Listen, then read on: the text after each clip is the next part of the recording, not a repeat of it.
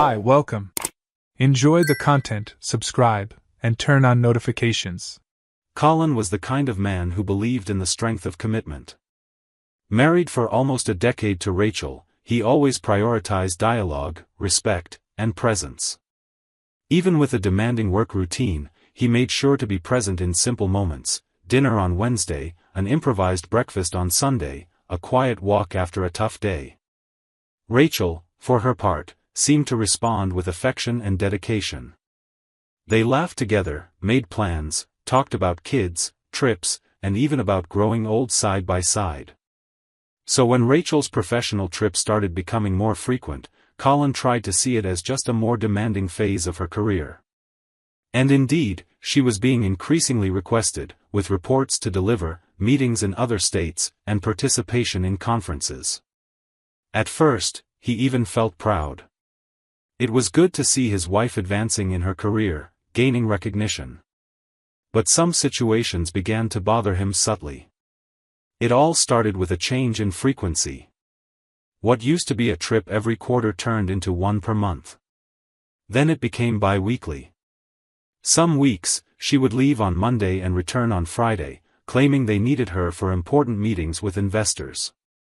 And there was always one name involved in these trips: Brian. She said Brian was a demanding boss, but that he trusted her a lot. According to Rachel, he often called on her because she was precise, quick, and had good judgment. Colin tried to accept this justification, but over time, he noticed that the tone in which Rachel spoke about her boss had changed. She mentioned Brian at seemingly random moments, praised jokes he made during meetings, the way he organized presentations. At first, it seemed like professional admiration.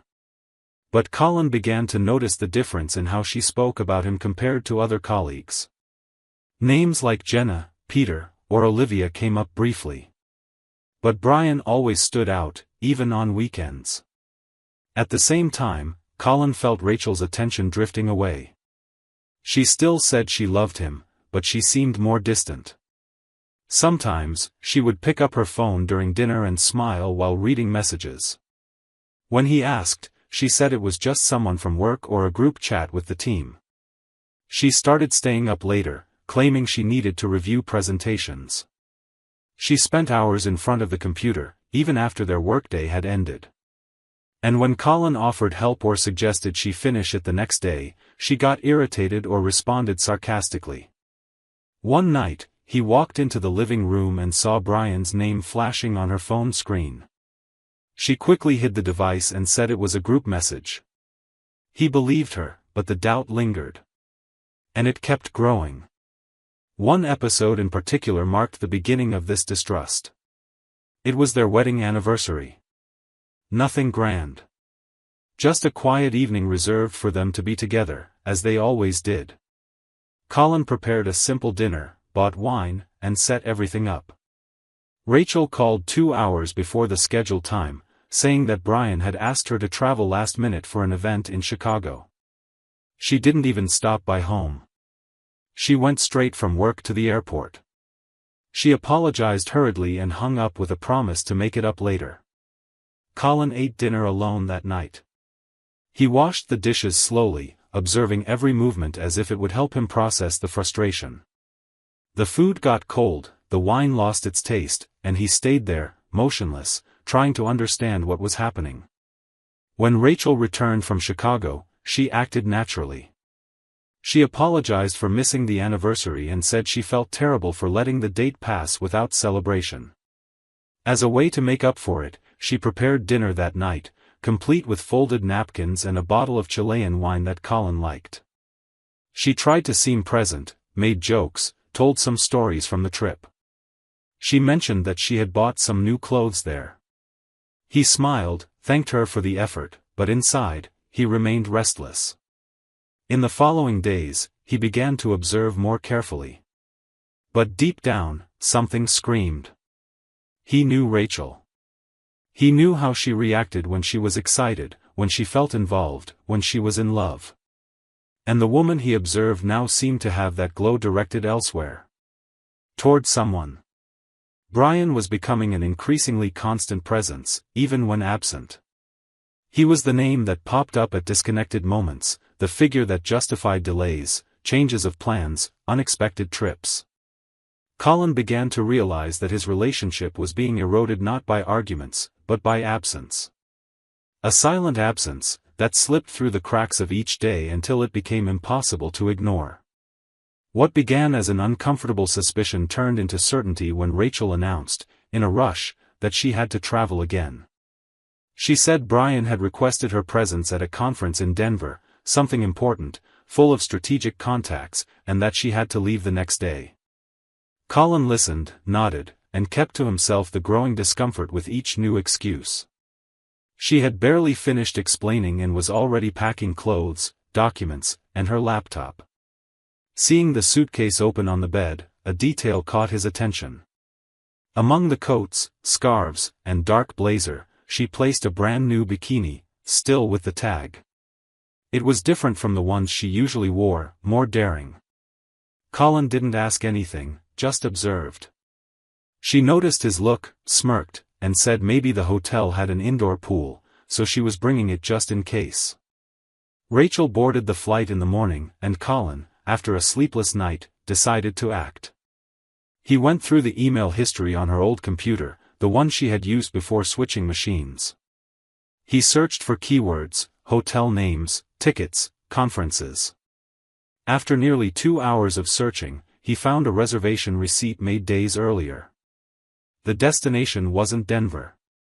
It was a resort called Crystal Shores, located over 1,000 miles from the city mentioned. The reservation was under Rachel and Brian's names, for a room with a sea view, a full package including spa, massages. The professional event was a poorly constructed lie. Without hesitation, Colin took the car, filled it with gas, and left. He drove for hours, mentally reviewing everything he had ignored. The laughter on the phone, the absences during important moments, the emotional distance. He arrived at the resort in the late afternoon. He parked far from the main entrance and discreetly walked to the back, where the resort opened onto the beach. There were few people there, some couples enjoying the end of the day. And then he saw it. Rachel was walking with Brian along the shore, hand in hand. Both were barefoot, laughing softly, completely comfortable with each other. Rachel was wearing only the bottom of the bikini, her body pressed against Brian's, as if it was the most natural thing in the world. At no point did they show concern about who might see them. She put her arm around his shoulder, and he pulled her by the waist, with evident intimacy. The complicity between them was undeniable, as if they were living an old romance, the kind that doesn't need explanations. The way she looked at him, how he touched her skin so freely, made it clear that there was no longer any room for pretense. It was the raw confirmation of everything Colin had feared. Colin took out his phone and started recording. He filmed for a few minutes, then moved closer and took several photos with the zoom adjusted. He wanted to make sure nothing was left out. Then, he walked toward the two. Brian was the first to see him and froze. Rachel turned immediately after and stopped smiling. They exchanged quick glances. Rachel tried to say something, perhaps start an explanation, but Colin was direct. He said he knew everything, that he had proof, that there was nothing left to say. Brian stepped back, trying to avoid confrontation. Rachel took a step forward, said his name in a low tone, but Colin simply turned his back and returned to the car. What he needed to see, he saw. What he needed to feel, he felt. And that was enough. Colin got in the car and drove for hours with his eyes fixed on the road and his mind racing. There was no more room for doubt, nor excuses to swallow. That image of Rachel, without the top of the bikini, pressed against her boss on the beach, would stay imprinted like an involuntary tattoo, the kind that burns every time you touch the subject. He didn't cry. He didn't scream. The silence was heavier than any explosion. When he got home, the first thing he did was open the closet and start taking out everything that belonged to her. Every piece of clothing, every perfume, every object that still carried some trace of their story was packed into suitcases. He separated everything with surgical precision, without hesitation. He took the suitcases, brought them to the curb, and left them there. Then he went back, typed a new password into the electronic lock. He stood for a few minutes looking at the living room. It was the same space as always, but it no longer felt like part of his life. He went upstairs to the bedroom, picked up his phone, connected it to the computer, and transferred the videos and photos he had taken. He also gathered the screenshots of old messages, the reservation receipts, the fake itinerary. He opened his email and typed the address of the human resources department of the company where Rachel worked. He wrote a straightforward text, without bitter words, just describing the facts clearly, attaching all the files as evidence. In another email, addressed to Brian's wife, he was more careful. Her name was Melissa. Colin found her on social media, discovered her email through the company domain, and, respectfully, sent everything. He didn't write judgments, just the truth. He ended the message saying that she deserved to know. The night before, after being confronted on the beach, Brian took Rachel back to the hotel in silence. They barely exchanged words during the ride. Upon arrival, he dropped the room key at the reception and said he needed to leave immediately. He was pale, sweating, with wide eyes. He muttered that Colin would certainly tell Melissa, his wife, and that he needed to get home before she found out from someone else.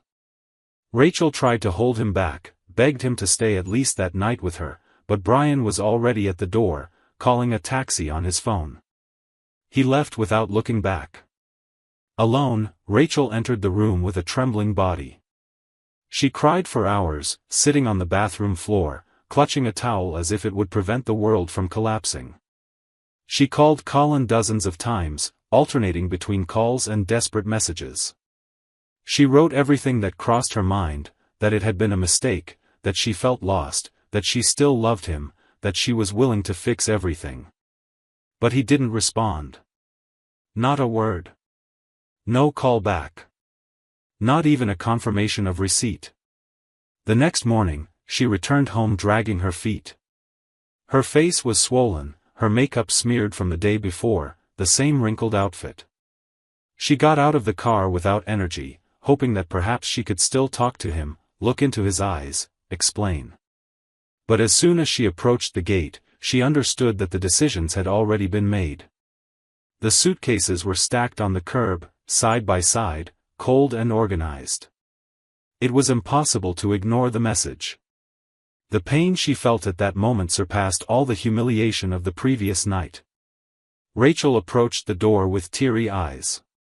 She typed the password into the electronic lock, her fingers trembling. The red light blinked. She tried again, once more, and again. All attempts were denied. The password had been changed. She rang the intercom. Nothing. She waited. She rang again. Silence. No one answered. She sat on the curb next to the suitcases and stayed there for a while, staring at the door. She picked up her phone, opened the last message she had sent, and saw it was still unread. She started writing another one but stopped halfway. There was nothing left to say. Everything that needed to be shown had already been shown. After sitting there for a few minutes, staring at the closed door and the void that had grown between them, Rachel got up silently, dragged the suitcases to the car, and left. She drove straight to her mother's house, without saying a word on the way. She knew that from that point on, everything would be different. In the days that followed, the impact was immediate. The company suspended Rachel and Brian while opening an internal investigation. Colin received a call from HR confirming that the material had been received and that they would take action. Melissa replied to the email with a simple, "Thank you." The short response said more than any rant. She knew. And now she also had to decide what to do with it. Colin, for his part, felt a mix of relief and exhaustion. He no longer had to pretend everything was fine. He no longer carried the burden of doubting the person who shared his bed. For the first time in months, he breathed deeply without feeling like he was betraying his own intuition. The following weekend, Rachel showed up unexpectedly. She looked worn out, her makeup smudged, her eyes red. She knocked on the door for several minutes until Colin opened it. He didn't say anything. He just looked at her, and she started talking as if she needed to justify everything at once. She said it was a mistake, that things had gotten out of control, that Brian was insistent and that she felt valued by him.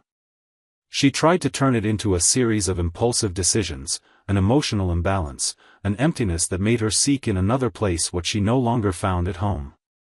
Colin listened to every word without interrupting. When she finished speaking, her eyes red and voice faltering, Colin remained silent for a few seconds. Then he looked at her firmly, without anger, just with the coldness of someone who no longer feels anything. He looked directly into her eyes and said, in a low but cutting voice, "I feel disgusted by you." Then he closed the door slowly, without hurry, as if sealing the end of a chapter. He left her there, alone, outside. It was the beginning of a new life, just his, without masks, without false promises, and with his dignity intact. The repercussions came quickly and left no room for damage control. Days after Colin's report to the company's HR department, Rachel and Brian were called to a meeting with the board and the legal department. At first, they tried to act naturally, as if it were all some kind of misunderstanding. But the documents Colin sent spoke for themselves. There was clear evidence of embezzlement, accommodations paid for with the corporate card, reservations under both their names on dates incompatible with any official meeting. The trips considered strategic were nothing more than disguised vacations. Luxurious dinners, massages, romantic packages sold as professional events. The finance department cross-referenced information and discovered other old expenses that had gone unnoticed until then.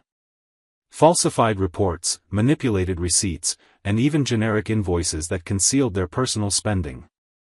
Based on this data, the company immediately suspended Brian, initiated disciplinary proceedings, and called for an external audit. Rachel tried to appeal to her record as an exemplary employee, but the breach of ethical conduct was undeniable. 2 days later, she was also fired. Both left with ruined reputations and no right to severance. Melissa, Brian's wife, received everything she needed from Colin. The photos, the videos, the screenshots, the timeline of their encounters. She didn't hesitate. As soon as he got home, she kicked him out. And despite all the flimsy excuses he tried to present, Melissa stuck to her decision. That same month, she filed for divorce. Brian moved into a rented apartment and began facing a legal battle not only for the end of the marriage but also due to formal accusations of corporate fraud. As the internal investigation became public, he lost credibility in the market and started receiving legal notices from clients who felt wronged by his actions. Rachel, on the other hand, tried contacting Colin for weeks. She sent long messages, some attempting to justify what she did, others pleading for forgiveness. She said she missed him, that she was sorry, that she had lost everything. She revealed that Brian had disappeared, that she felt used, discarded, and that reality had hit hard. She shared that she was temporarily living with her mother and trying to understand how things had reached that point. Colin read some messages, ignored others. He didn't reply to any. He was focused on rebuilding his own life. He moved cities and decided to start over. He wanted distance from any memories. Weeks passed, and the divorce went through. The silence between them was maintained throughout the process. Rachel signed the papers without contestation. She knew that even if she tried to argue, nothing would change the course of things. The final signature was merely the formal confirmation of what had been sealed since the moment Colin saw the truth with his own eyes. And so, their marriage ended without arguments, without hearings, without goodbyes. Only with the coldness of a stamped document and the certainty that love, when betrayed, falls apart quickly, but dignity remains. Colin went back to running in the mornings, reconnected with old friends, and returned to painting, a hobby he had abandoned in the early years of marriage. He began to see his own worth more clearly. He no longer sought explanations for Rachel's behavior. He understood that betrayal said more about her than about him. What surprised him most was the email he received months later, from Melissa. It was short, direct, and respectful. She thanked him for telling the truth, said she was also rebuilding herself, and hoped he was at peace. Colin replied with few words but sincerely. They said they were happy to have gotten out of those relationships before losing themselves. From then on, they exchanged sporadic messages, without ulterior motives. They were just two survivors of similar stories, recognizing in each other the strength they both needed to move forward. Over time, these conversations became more frequent. They shared stories, confidences, laughs. And when they met in person for the first time, it felt natural. Without pretension, without masks. Just two people who knew exactly what it meant to have their hearts broken and still stand tall. They moved slowly, cautiously, respecting each other's pace. And what started as friendship turned into partnership. A complicity without weight, without the past hanging over their shoulders. Meanwhile, Rachel went from resume to resume, without success. Being fired for unethical conduct stained her reputation in the job market. Her relationship with her mother also became strained. She began living isolated, feeling the weight of the choices she had made. Brian vanished completely. He cut ties with her, with mutual friends, and even with former colleagues. Rachel tried to start over in other ways, but nothing seemed to work. The regret came too late. There was no going back. Colin, on the other hand, lived a light life. He understood that the pain hadn't destroyed him. It simply revealed what needed to change. And he discovered that dignity, when preserved, transforms into peace. He had freed himself. And the most beautiful part was realizing that, even after so much suffering, there was still room to start over, with someone who also recognized the value of truth. Suspicious of your wife or daughter-in-law? Don't go through what we saw in the video. Check the link in the comments and get the ebook with valuable tips and investigator-approved sites to clear your doubts. Thank you for watching the video. If you enjoyed it, don't forget to subscribe to the channel and turn on notifications so you won't miss any updates. See you next time.